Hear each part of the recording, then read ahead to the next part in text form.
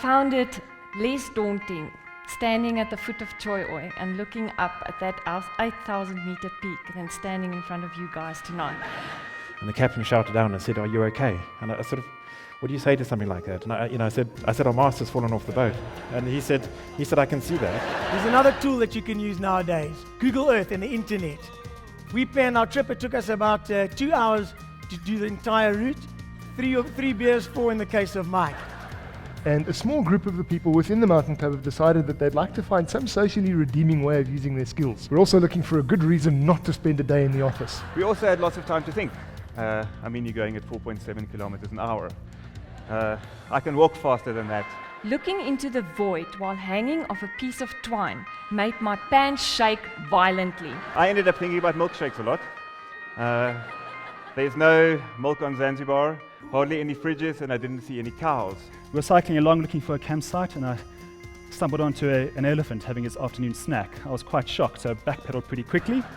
Cycled another 20 kilometers, found a nice campsite, no game trails nearby, we thought we were safe. 2 o'clock in the morning, another elephant, munching right next to our tent. It was pretty scary. There's nothing like throwing a smoke grenade and then discovering that you've now got to put out the fire as well. The question, is this really mountaineering?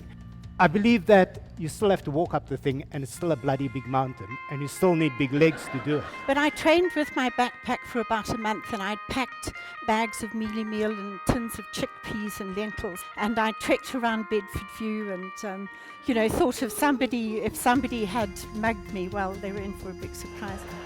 This is the route that we eventually chose. The red route over there is the one we intended to do the day we left.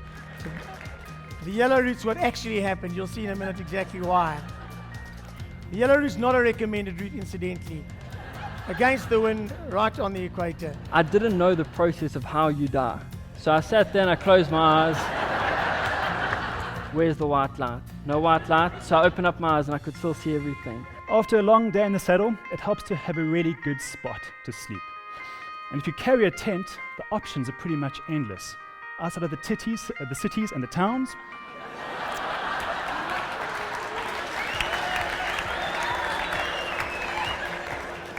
this just messed up my timing. We saw a lot of those, but I won't go into that. Plan the thing really well in advance.